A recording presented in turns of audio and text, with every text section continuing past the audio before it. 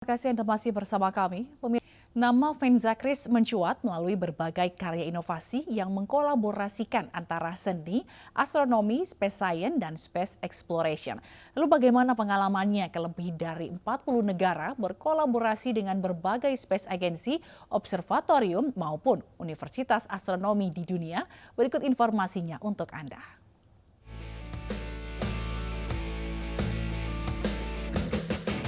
2016, Venza Kris bersama Indonesia Space Science Society dan VUFOC Lab diundang space agency terbesar di dunia, yaitu NASA, untuk kolaborasi bersama dalam pameran NASA yang pertama di Asia Tenggara.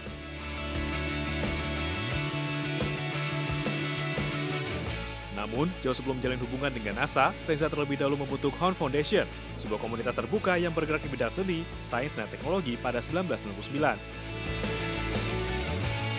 Horn Foundation pada saat itu kita bentuk sebuah wadah yang berkolaborasi dengan beberapa komunitas dan teman-teman dari Universitas Seni, yang mana ini adalah sebuah open platform di mana teman-teman yang suka berkecimpung atau berkreasi dengan teknologi iptek dan lain sebagainya, mewujudkan inovasi-inovasi baru dalam ranah art and science.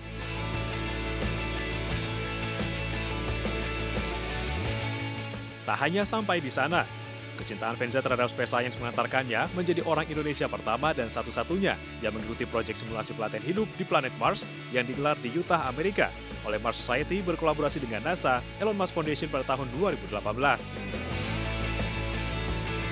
Sebenarnya hanya mengambil sampel data dan kemudian bisa direkam dan kemudian bisa dianalisa dari semua kru yang terpilih pada saat itu. Tujuannya adalah ini akan menjadi sebuah variabel baru untuk acuan pencapaian misi ke planet Mars. Setelah lulus dari pelatihan pertama, Venza Kris kembali terpilih bahkan ditunjuk menjadi commander untuk proyek simulasi pelatihan hidup di planet Mars yang kedua di Jepang bernama Shirase oleh Field Assistant.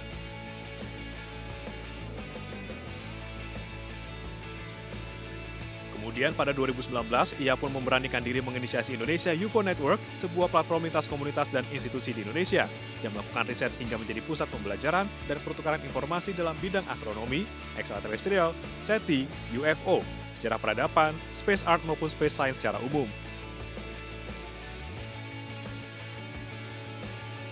Bahkan pada acara Indonesia UFO Network di Yogyakarta yang dihadiri 28 komunitas, disepakati tanggal 21 Juli setiap tahunnya sebagai Hari UFO Nasional. Ini adalah sebagai simpul baru, kemudian untuk teman-teman dari berbagai macam latar belakang dan keilmuan untuk bisa mempresentasikan hasil risetnya masing-masing. Nah, di situ juga membuka peluang sebagai ajang untuk saling berkolaborasi sesama komunitas yang ada di Indonesia.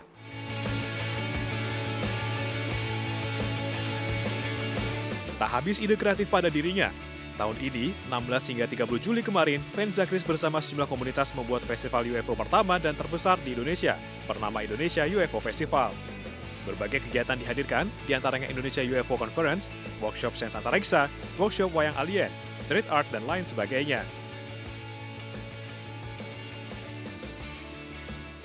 Belum puas dengan apa yang dicapai, Venza bersama Grace Soba dan Erik Sukamti membangun sebuah pusat pelatihan hidup di planet Mars di kawasan Kulon Progo, daerah istimewa Yogyakarta, yang akan menjadi analog Mars pertama di Asia Tenggara milik Indonesia. Program utama VMars tahap pertama meliputi penelitian terraforming, pengelolaan space farming, dan kreasi alternatif space food. VMars ke depannya pasti diperuntukkan untuk generasi muda Indonesia, terutama yang tertarik dengan astronomi, space science, maupun space exploration. Nah, VMars ini adalah nanti akan menjadi pusat simulasi pelatihan hidup di planet Mars yang pertama di Asia Tenggara. VMars juga nantinya akan menjadi simbol Indonesia sebagai karya nyata dalam eksplorasi planet Mars atau peran Indonesia dalam misi untuk menuju ke planet Mars. Presentasi dan promosi VMars ke ajang internasional terus dilakukan. Setelah Jepang dan Thailand, tahun ini VMars dipresentasikan di Taiwan dan Korea Selatan. Informasi olahraga pemirsa, Persatuan Olahraga Biliar Seluruh Indonesia, POPSI, resmi menggelar turnamen POPSI Pool Circuit Seri 4. 61 pebiliar ikut serta pada seri keempat ini, di mana Tangerang dipilih menjadi tuan rumah.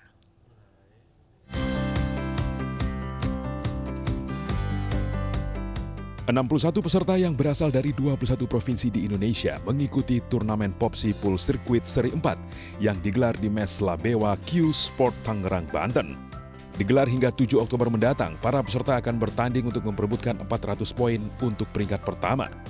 Dibuka langsung oleh Wakil Wali Kota Tangerang, turnamen ini juga disebut sebagai turnamen terbesar yang setara dengan kejuaraan nasional. Oh, banyak sekali yang mengikuti dari Banten khususnya. Kota Tangerang juga banyak. Secara keseluruhan peserta 61 ini didominasi oleh tuan rumah Banten. Mudah-mudahan ini menjadi pemicu motivasi kepada para